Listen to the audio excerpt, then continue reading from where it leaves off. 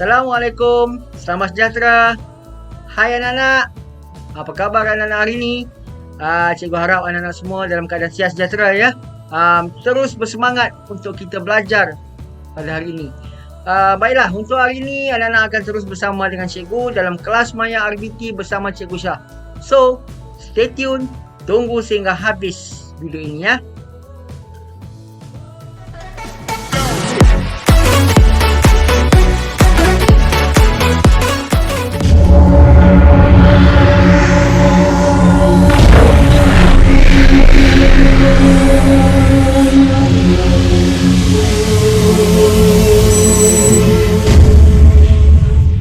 Okey, baiklah anak-anak. Pada video pembelajaran kita pada hari ini, cikgu akan go through untuk RBT tahun 5 di mana akan menyentuh kepada unit 7 iaitu teknologi pertanian. Alright, ia adalah satu pembelajaran baru bagi anak-anak kerana anak belum pernah didedahkan lagi dengan teknologi pertanian kan? Okey, so hari ini anak-anak akan mula didedahkan kepada reka bentuk teknologi pertanian bandar. Apakah itu reka bentuk teknologi pertanian bandar?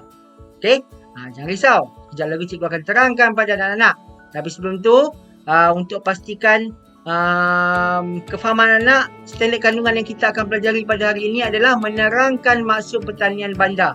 Okey, secara asas, secara basicnya cikgu akan terangkan pada anak-anak apakah itu pertanian bandar, apakah tanaman atau kaedah pertanian yang boleh dilakukan. Okey, di manakah tempat yang sesuai dilakukan. Okey, sebentar lagi cikgu akan tunjukkan pada anak-anak. Okey, baiklah. Sekarang kita akan go through pula apakah itu pertanian bandar. Okey. Kalau nak katakan pertanian tu mungkin semua anak-anak dah tahu kan. Pertanian tu kita jadikan dia sebagai satu aktiviti bercocok tanam. Betul? Tapi apakah pula ia pertanian bandar? Okey, bila berkaitan dengan bandar ni, kita cuba bayangkan jika pertanian yang dilakukan di hutan, mungkin itu satu yang biasa. Pertanian yang dilakukan di kawasan-kawasan penanaman, di kawasan hutan, dikelilingi dengan hutan, tak ada masalah. Tapi bila berkaitan dengan bandar ni, kita kena faham tempat ni sangat terhad, ada bermacam-macam bangunan, bermacam-macam rumah. Jadi itu yang dikatakan sebagai pertanian bandar, di mana pertanian yang dilakukan di dalam kawasan rumah, dalam ruang yang terhad. Okey, itu dikatakan sebagai pertanian bandar. Dan anak perlu tahu, aktiviti pertanian yang dilakukan dalam pertanian bandar ni perlu pastikan ialah tanaman makanan yang boleh dimakan. Okey, sama ada dari segi sayur ataupun dari segi buah. So, itulah yang dikatakan sebagai pertanian bandar. Okey, seterusnya cikgu nak tunjukkan contoh pada anak kawasan kediaman anak-anak. Okey, kawasan kediaman anak-anak yang boleh dijadikan tempat untuk menjalankan aktiviti pertanian bandar ni. Okey, cuba anak-anak lihat pada gambar di atas anak-anak. Okey. Kalau anak dapat lihat di situ, cikgu bagi contoh. Selalunya kawasan yang sesuai jika rumah anak-anak itu rumah pangsa, rumah kondominium, okey, atau rumah apartmen. Alright. Mungkin dalam kawasan rumah tu ada balkoni. Okey, dalam kawasan balkoni itu boleh anak-anak jadikan dia sebagai ruang untuk anak-anak melakukan aktiviti pertanian bandar seperti yang anda nampak dalam gambar tersebut di atas kan, rumah pangsa ataupun rumah kondominium. Ini contoh dia. Okey, namun jika anda tinggal di kawasan landed ataupun kawasan rumah tanah, kawasan tanah lot ataupun rumah teres, maksudnya kawasan rumah bertaman lah, yang rumah sebuah-sebuah tu pun itu lagi luas kawasan dia sebenarnya untuk melakukan aktiviti pertanian bandar ni. Lebih terbuka, tidak terhad seperti di rumah pangsa atau rumah kondominium. Okey, contoh dia pun cikgu dah bagi. Ni contoh dia, kawasan tanah lot. Okey, ni ruang dia, contoh dia. Okey, ataupun di kawasan rumah teres. Di kawasan depan rumah tu, masih dalam pagar anak-anak tu, okey, masih boleh dilakukan aktiviti pertanian bandar. Okey, baiklah anak-anak, seterusnya cikgu akan terangkan pada anak 4 jenis kaedah tanaman yang boleh dilakukan lah dalam pertanian bandar ni. Okey, video yang seterusnya akan cikgu paparkan pada anak-anak selepas ni bukanlah video yang dilakukan pertaniannya di kawasan rumah, tapi di kawasan pertanian yang luas, di kawasan ladang Cuma cikgu nak anak-anak andaikan, cikgu anak-anak fikirkan bagaimana tanaman sebegini boleh diadaptasikan di kawasan rumah. Okey, jadi ada 4 jenis tanaman. Kita akan lihat dahulu 4 jenis tanaman ni dan kita cuba tengok yang mana yang sesuai ditanam. Okey, kita akan bincang sama-sama yang mana yang sesuai ditanam. Okey, di kawasan rumah. Okey, so kita akan lihat sekarang. Okey, baiklah, teknik tanaman yang pertama ni ialah dinamakan sebagai teknik tanaman konvensional. Okey, zaman dahulu kala lagi dah ada teknik konvensional ni. Dilakukan oleh petani-petani zaman dahulu lah. Petani veteran banyak menggunakan teknik konvensional ni sebab dia menggunakan medium tanah, okey, medium air dan juga baja yang berkualiti untuk menghasilkan tanaman yang subur lah. Alright, sebab dia menggunakan tanah jadi banyak serangga. Okey, serangga-serangga perosak, jadi dia memerlukan baja yang betul-betul baik dan racun juga. Okey, racun sebagai pembasmi serangga.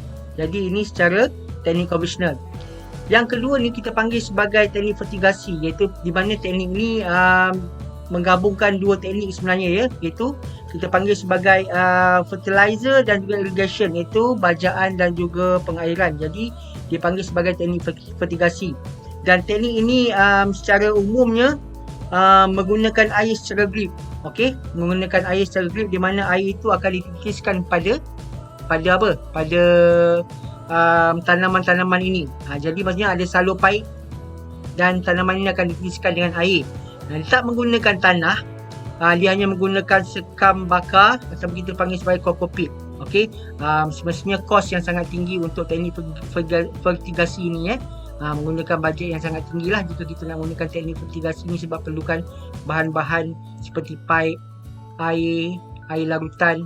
Okey, yang ketiga ni kita panggil sebagai teknik hidroponik. Okey, teknik hidroponik ni memang sangat sesuai pada masa sekarang, memang sangat famous pada masa sekarang dilakukan sebab teknik hidroponik ni tidak menggunakan tanah. Okey, medium dia ialah sepenuhnya menggunakan air. Jadi apa yang berlaku, teknik hidroponik ni dia menggunakan air, di mana air larutan yang digunakan, yang dimasukkan bersama dengan air itu merupakan larutan daripada air larutan AB. Alright, secara basicnya kalau nak menggunakan secara teknik hidroponik ni tak perlu tempat yang luas. Okey, sebab tanaman-tanaman tu of course senang dijaga. Okey, tak perlukan baja. And then dalam masa yang sama, tanaman tersebut yang nak ditanam tu pun boleh berlaku tanaman yang boleh dilakukan pada sepanjang tahun lah. Okey, dan tanaman seterusnya ni, teknik aquaponik ni lebih kurang sama dengan teknik hidroponik. Cuma yang membezakan teknik aquaponik ni ialah dia menggunakan air daripada air kolam ikan. Kaedah ni sama dengan hidroponik, tak menggunakan tanah juga, tapi beza dia air yang digunakan ialah air daripada air ikan.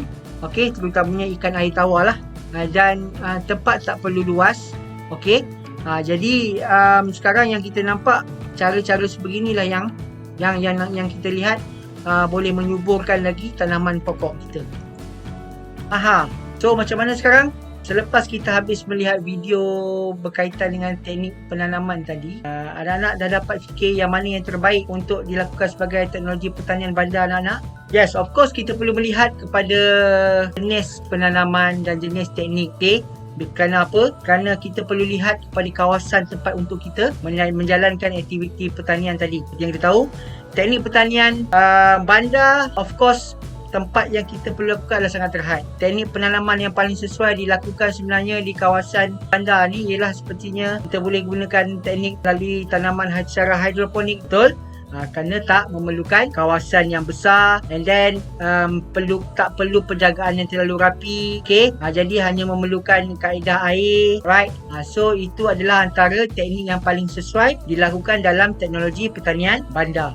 Okey, baiklah, seterusnya kita lihat pula kepada kebaikan teknologi pertanian bandar. Okey, yang pertamanya yang dapat kita lihat di sini, yang pertama ni menghasilkan sumber makanan sendiri. Of course, tanaman yang kita tanam tu hasil daripada pertanian bandar tu. Contoh dia, kalau kita boleh tanam sayur salad, kita boleh tanam cili padi, kita boleh tanam tomato, benda-benda yang senang untuk dijaga, senang untuk ditanam tu, sebenarnya kita dah menjadikan dia sebagai makanan kita sendiri, sumber makanan kita sendiri. Bila dah subur, kita boleh ambil, kita boleh makan benda tu, jadikan dia sebagai makanan dalam masakan kita lah.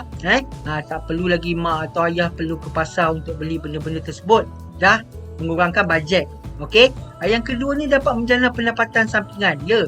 Jika tanaman yang kita lakukan tu kita nampak ada dengan kuantiti yang banyak, kita dapat hasilkan dengan kuantiti yang banyak, subur pula katakan, tanam sayur salad subur, tanam buah tomato subur. Kita boleh jadikan dia sebagai sumber pendapatan. Maksudnya kita boleh jual. Okay, kita boleh jual pada kawan-kawan kita boleh jual kepada siapa? Jiran-jiran kita jual dengan harga murah lah, bukan dengan harga pasar lah. So secara tak langsung dapat jana pendapatan sampingan.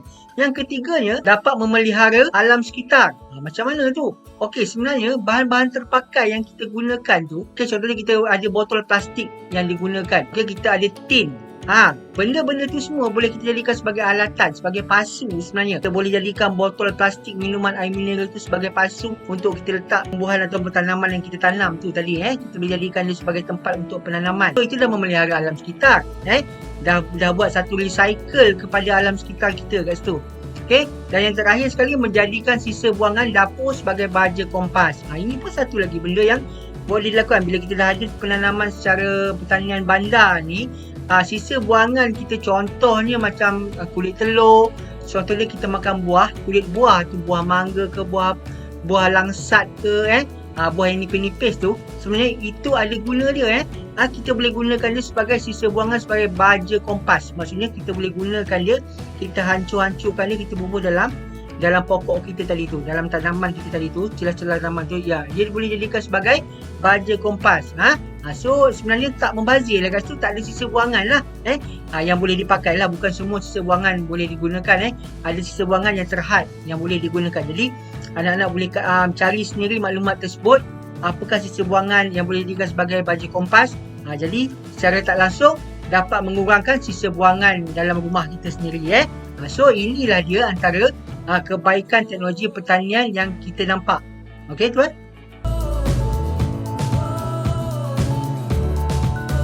Okey anak-anak, dapat anak-anak lihat gambar di depan anak-anak ni? Okey, dapat anak lihat? Okey, ini adalah antara contoh-contoh bahan buangan yang cikgu nak tunjukkan pada anak-anak. Okey, fungsi dia.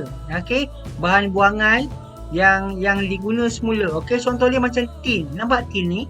Ini kan tin susu. Right?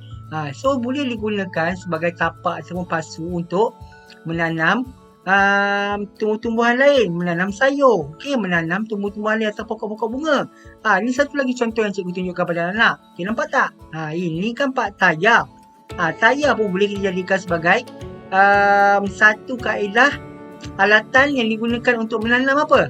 Sebagai tempat ataupun pasu untuk menanam sayur. Nampak ni? Dah terbukti ada alatan-alatan yang tak digunakan. Ni boleh ditanam dengan tanaman yang segar macam ni, nampak? Okey, ni antara contoh-contoh yang boleh digunakan, yang sesuai digunakan dalam kawasan rumah, di mana kawasan yang terhad. Jadi bahan buangan tersebut dapat kita gunakan mengikut kreativiti kita lah nak susun macam mana. Mungkin kita boleh letak rak, mungkin kita boleh letak dengan cara menggantung tin tersebut sebagai pasu ke. Itu kaedah-kaedah tersebut perlu mengikut kreativiti anak-anak sendiri. Okey?